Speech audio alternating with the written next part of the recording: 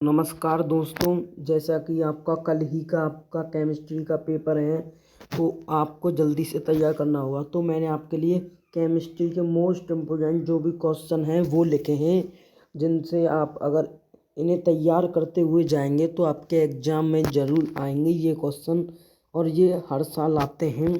तो चलिए वीडियो को स्टार्ट करते हैं बिना किसी देर के। तो यहाँ पर पहला ही प्रश्न पूछा गया है कि राउल्ट के नियम को परिभाषित कीजिए तथा उसकी सीमाएं लिखिए। मतलब कि ये जो राउल्ट के नियम का जो क्वेश्चन आता है ना भाई, ये मोस्ट इम्पोर्टेंट है भाई, मोस्ट इम्पोर्टेंट। इसे आपको बिल्कुल तैयार करके जाना है। और यहाँ पर अब आपको पूछा गया है राउल्ट का नियम। मैंने यहाँ पर बिल्कुल पूरा सॉल्यूशन डिटेल में लिखा हुआ है कि राउल्ट का नियम किसे कहते हैं। तो चलिए पढ़ते हैं कि यहाँ पर क्या लिखा गया है। यहाँ पर लिखा राउल्ट का नियम किसी निश्चित ताप पर द्रव विलयन में उपस्थित किसी घटक का आंशिक वाष्प दाब उस घटक के मोल प्रवाह के समानुपाती होता है। किसके? मोल प्रवाह के समानुपाती। और आप इसे देख सकते हैं कि ये 2016, 18, 22, 23 इन सभी सालों में आया है भाई, और ये लगातार आ रहा है। तो आप यहाँ पर देख लीजिए, इसका मैंने पूरा यहाँ पर नीचे तक सॉल्यूशन किया हुआ है, जिसे आप बिल्कुल तैयार कर लीजिए। और आप जल्दी जल्दी देख, मैंने बहुत मेहनत से आपके लिए नोट्स बनाए हैं मोस्ट इम्पोर्टेंट क्वेश्चंस के। अब आपका अगला प्रश्न है, किसी सेल के विद्युत वाहक बल से क्या तात्पर्य है। ये मोस्ट रिपीटेड क्वेश्चन है बोर्ड एग्जाम की दृष्टि से, जो आपको बिल्कुल ही तैयार कर कर जाना है। यहाँ पर ये जो पूछा गया है, यहाँ पर इसके पूरा सॉल्यूशन मैंने बताया गया है। अब आप इसका देख सकते हैं, यहाँ पर दिया गया है दो अर्धसेल अभिक्रिया में इलेक्ट्रोड विभव के अंतर को सेल के विद्युत वाहक बल कहते हैं। मतलब कि सेल का विद्युत वाहक बल किसे कहते हैं? तो जो दो अर्धसेल अभिक्रिया में इलेक्ट्रोड विभव के अंतर होता है ना, उस सेल के विद्युत वाहक बल कहलाता है। जैसे कि आप यहाँ पर इस चित्र में देख रहे हैं, दिया गया एक है कैथोड, एक है एनोड। तो यहाँ पर जो कैथोड और एनोड हैं, यही आपके विद्युत सेल के विद्युत वाहक बल हैं, इन्हें कहते हैं। और यहाँ पर लिखा हुआ है कि सेल का विद्युत वाहक बल जो होता है वो बराबर होता है ई कैथोड माइनस ई एनोड। मतलब इस कैथोड में से माइनस कर देंगे इस एनोड को, तो आपका विद्युत वाहक बल आ जाएगा। ये बहुत आसान भी है और बहुत इम्पोर्टेंट क्वेश्चन भी है। अब आपका अगला प्रश्न है कि विशिष्ट चालकता से क्या तात्पर्य है। भाई ये देखो तुम, 2014, 17, 19, 22 सभी साल आया है ये, और आगे भी आएगा। तो विशिष्ट ऊष्मा का आप पढ़ लेंगे कि विशिष्ट चालकता के व्युत्क्रम को विशिष्ट चालकता कहते हैं। मतलब कि विशिष्ट चालकता के व्युत्क्रम को विशिष्ट चालकता कहते हैं। अब जो विशिष्ट चालकता होती है ना, वो के बराबर होती है 1/ρ के। जो कि विशिष्ट चालकता होती है वो के बराबर 1/ρ के होती है। और ये यहाँ पर जो रो है, जो ऐसे ये जो बना हुआ है रो, ये यहाँ पर विशिष्ट प्रतिरोध कहलाएगा। ये आपको समझ में आना चाहिए। अभी तक आपने कुछ भी नहीं पढ़ा है दोस्तों, तो मैं आज आपको ऐसे ही मोस्ट इम्पोर्टेंट क्वेश्चन तैयार कर लूँगा कि अभी तक आपने अगर कुछ नहीं पढ़ के गए हैं तो आप बस इन्हें तैयार करके जाइए। पूरा पेपर यहीं से आएगा। तो अब आपका अगला प्रश्न है, चालकत्व की परिभाषित कीजिए तथा चालकत्व एवं प्रतिरोध में संबंध बताइए। यहाँ पर चालकत्व पूछ रहा है। चालकत्व बहुत आता है, तो आपका चालकत्व क्या होता है? प्रतिरोध के व्युत्क्रम को चालकत्व कहते हैं भाई। मतलब कि जो प्रतिरोध होता है, जो चालकत्व होता है जो जी, वो प्रतिरोध होता है आर, ये आप जानते हैं। तो इसके आर जो इसके मतलब व्युत्क्रम रहता है। जैसे हम किसी ने पूछा 3 का व्युत्क्रम क्या होगा, तो व्युत्क्रम जो होता है उसके ऊपर बस 1 लगा दें। जैसे 1/3, ये 3 का व्युत्क्रम हो गया। 4 का व्युत्क्रम पूछा, 1/4 हो गया भाई, बस ये 1 लग जाएगा। तो परिभाषा में बोले प्रतिरोध के व्युत्क्रम, अब प्रतिरोध आर होता है तो उसका व्युत्क्रम क्या हो जाएगा? 1/r। तो वही परिभाषा है कि चालकत्व मतलब जी बराबर चालकत्व प्रतिरोध के व्युत्क्रम को कहते हैं। प्रतिरोध का 1/r, ये फॉर्मूला, ये इसकी डेफिनेशन है, पूरा यही है, बस कुछ नहीं है इसमें। और इसका मात्रक जो होता है प्रति ओम इसका मात्रक होता है। अब आगे चलते हैं। अगला प्रश्न है, कोलराउस के नियम को समझाइए, इस नियम के अनुप्रयोग उदाहरण सहित समझाइए। कोलराउस का आपको नियम बताना है और इसका नियम के अनुप्रयोग उदाहरण सहित बताने हैं। जो कोलराउस का जो नियम है वो आपको पता है, इस नियम के अनुसार अनंत तन्यता पर किसी विद्युत अपघट्य के विलयन की तुल्यमी चालकता उसके धनायनों और ऋणायनों की तुल्यमी चालकताओं के योग के बराबर होती है। और ये यहाँ पर इसका फॉर्मूला लिखा हुआ है और आपको एक एग्जाम्पल भी दिया गया है। जैसे बीकर में Cl+H2O को ऐड कर देंगे, वैसा ही है। और यहाँ पर इस नियम की अनुप्रयोग दिए गए हैं कोलराउस के नियम के। फर्स्ट है इसका, अनंत तन्यता पर दुर्बल विद्युत अपघट्य की मोलर चालकता ज्ञात करना। दुर्बल वैद्युत अपघट्यों के वियोजन की मात्रा की गणना करना। और यहाँ पर ये प्रश्न समाप्त हुआ। आपका अगला प्रश्न है, भाई ये जो प्रश्न आपको दिख रहा है, वेग स्थिरांक तथा साम्य स्थिरांक में अंतर।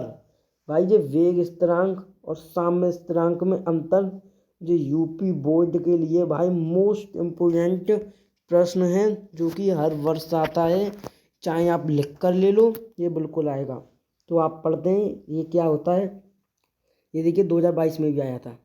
अब पढ़ते हैं, किसी रासायनिक अभिक्रिया में अभिकारक की सांद्रता एकांक हो जाए, मतलब कि सांद्रता जो है वो एकांक हो जाए, तो उस अभिक्रिया का वेग स्थिरांक कहलाता है। तो उस अभिक्रिया का जो वेग होता है फिर वेग स्थिरांक कहलाता है।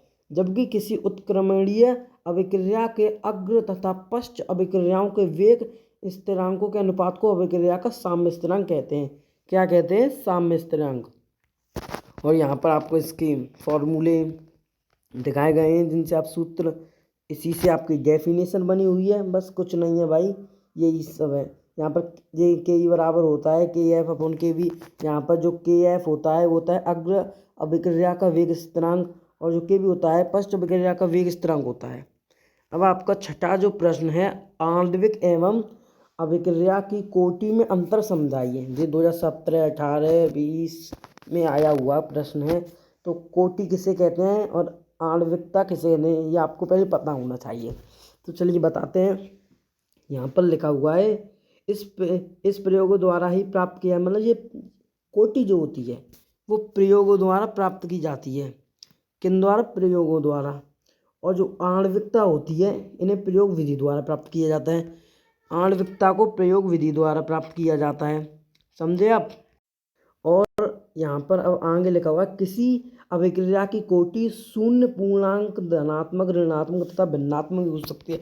मतलब जो कोई अभिक्रिया हो रही है उसकी जो कोटि है वो शून्य भी हो सकती है, पूर्णांक भी हो सकती है, धनात्मक भी हो सकती है, ऋणात्मक भी हो सकती है और भिन्नात्मक भी हो सकती है।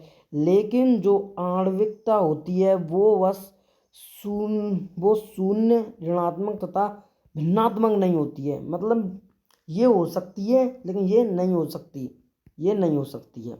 अब आपका ये तीसरा है, कोटि सरल व जटिल दोनों प्रकार की अभिक्रियाओं का ज्ञात किया जा सकता है। मतलब कोटि जो होती है वो सरल व जटिल दोनों प्रकार की अभिक्रियाओं का ज्ञात किया जा सकता है। और जो आणविकता होती है वह केवल सरल तथा प्रारंभिक अभिक्रियाओं का ज्ञात किया जा सकता है। आणविकता केवल सरल अभिक्रियाओं द्वारा ज्ञात किया जा सकता है। और यहाँ पर और भी हैं, आप इन्हें पढ़ लेंगे। तो अब अगले क्वेश्चन पर चलते हैं। ये है आपका, अब ये प्रश्न है लिंगेट। लिंगेट क्या है, दो उदाहरण भी दीजिए। आपको बताना है लिंगेट किसे कहते हैं, ये क्या होता है और ये कैसे है। तो हम आपको बताते हैं लिंगेट होता क्या है। तो पहले से पढ़ते हैं। उपसहसंयोजक यौगिक में उपस्थित केंद्रीय धातु परमाणु के चारों ओर उपस्थित वे आयन, मतलब परमाणु जो केंद्रीय धातु परमाणु की इलेक्ट्रॉन युग्म उपसहसंयोजक बंध द्वारा प्रदान करते हैं, मतलब इलेक्ट्रॉन युग्म उपसहसंयोजक बंध द्वारा प्रदान करते हैं, लिंगेट कहलाते हैं। ये सिंपल सी परिभाषा है। और यहाँ पर मैंने आपको नोट भी लिख के दिया है। मतलब ये लिंग जो होता है लुईस क्षार के प्रति व्यवहार करता है। ये लिंग जो होता है ना वो लुईस क्षार के प्रति व्यवहार करता है। यहाँ पर इसका मैंने डायग्राम बना के दिया है, आप समझ सकते हैं, ये आपको पता है, और एग्जाम्पल भी मैंने यहाँ पर एक दिया है। ठीक है, अब अगले प्रश्न पे चलते हैं। अब ये आपके सामने आ गया है भाई, most important repeated board examination. कितना भी कह लूँ भाई, कितना भी कह लूँ, सब कम पड़ जाएंगे। ये कि इतना इम्पोर्टेंट जो क्वेश्चन है ये जो है परासरण एवं परासरण दाब को परिभाषित कीजिए। ये पूछ रहा है परासरण या परासरण दाब होता क्या है। तो पहले पढ़ते हैं हम परासरण क्या होता है।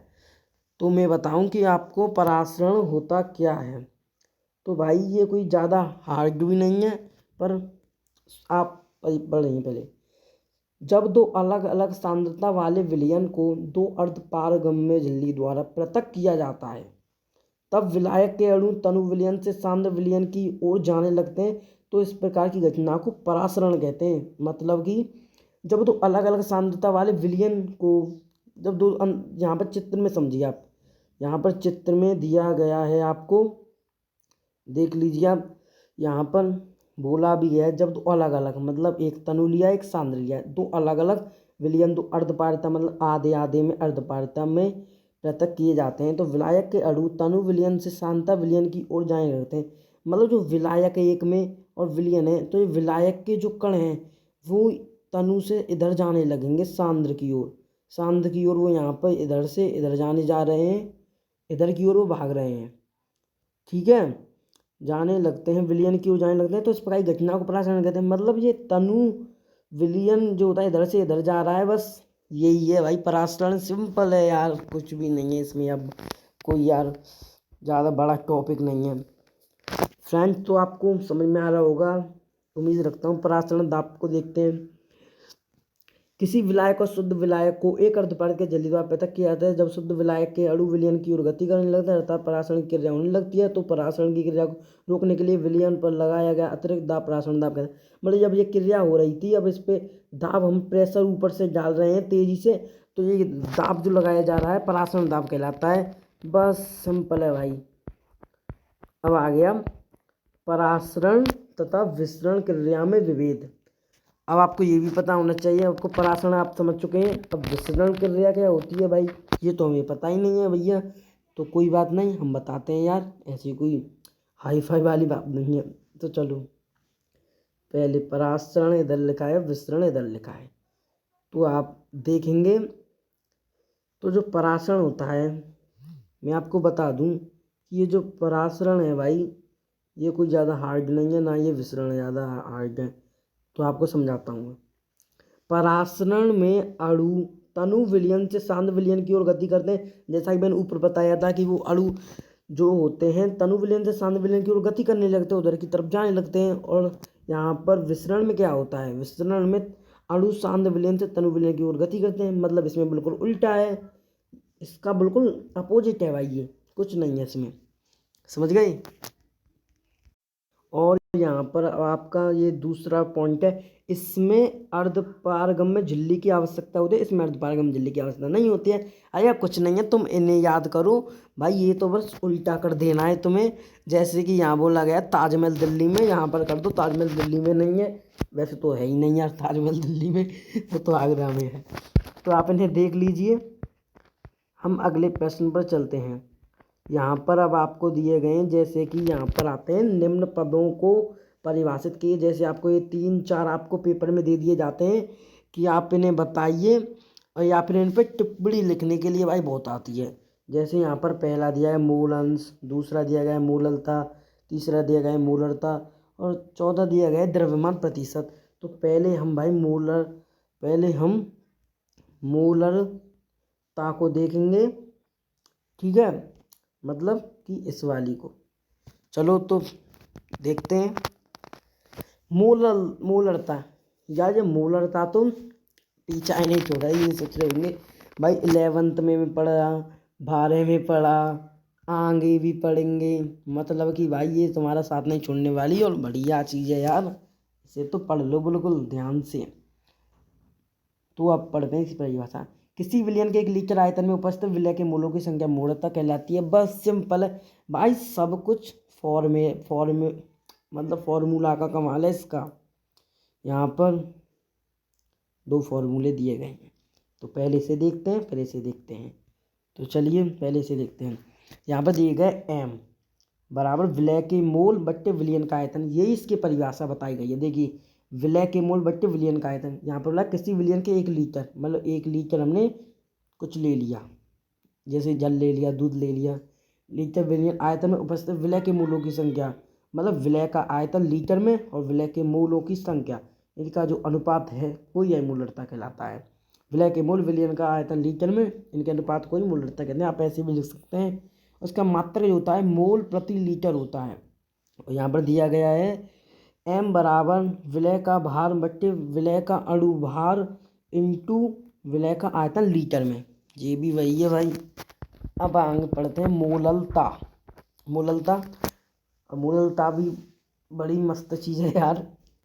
मोललता ये किसी विलायक के 1 kg, मतलब यहाँ पे यार रॉन्ग हो गया था, तो कोई डरने वाली बात नहीं है, इसे काट देता हूँ मैं, ठीक है। अब ठीक है भाई, ऐसा सही नहीं लग रहा, मैं इसे वाइट कर देता हूँ कलर लेके, ठीक है। बिल्कुल इसमें ही मिला दूँगा इसे, देखो लगेगा ही नहीं। सही है यार, कलर भी चेंज कर लेते हैं थोड़ा सा, ये ले लेते हैं, ठीक है, नहीं रेड ले लेते हैं, ओके।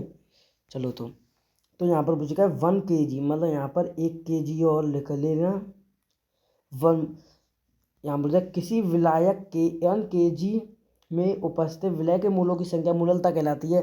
मतलब वहाँ पर विलयन में बोल रहा था, यहाँ पर 1 kg में बोल रहा है, वो ही है भाई। और मात्रक इसका मोल पर kg है, सिंपल है ये भी। आगे चलते हैं मोल अंश। तो मोल अंश या मोल प्रवाह कुछ भी कह लो, इसकी परिभाषा है किसी विलयन में उपस्थित किसी घटक का मोल प्रवाह उस घटक के मोलों की संख्या तथा कुल मोलों की संख्या के अनुपात को मोल अंश कहते हैं। मतलब मोल प्रवाह क्या होता है, विलायक के मोलों की संख्या बट्टे विलयन की मोलों की संख्या, ये मोल प्रवाह होता है। मोल प्रवाह ऐसे कहते हैं, विलयन के मोलों की संख्या बट्टे विलायक के मोलों की संख्या, यही एक ही बात है भाई। आगे चलते हैं। अगला प्रश्न आपको दिया गया है, इलेक्ट्रोड विभव किसे कहते हैं, इसका मान किन किन कारकों पर निर्भर करता है।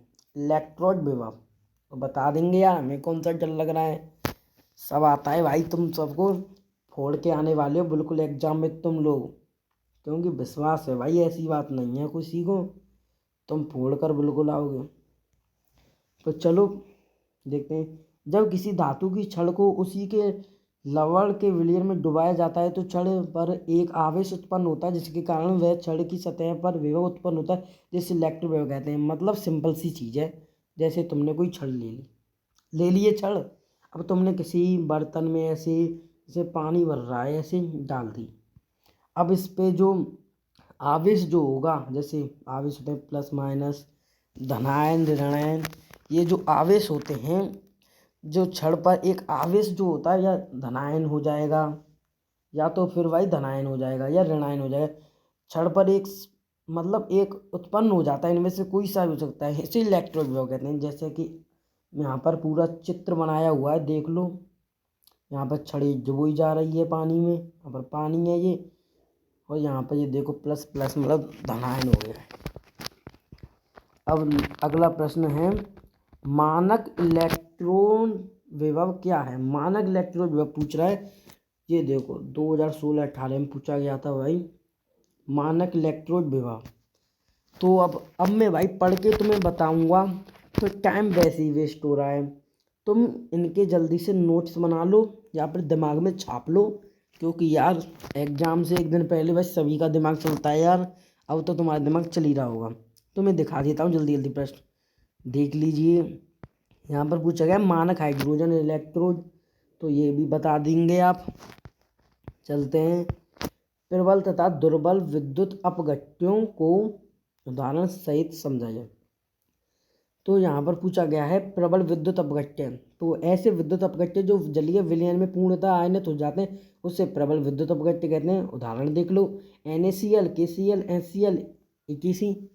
मतलब यार ये तो बच्चों का खेल है यार, ये तो कुछ नहीं आ रही है। और अगला देखो, दुर्बल विद्युत अपघट्य।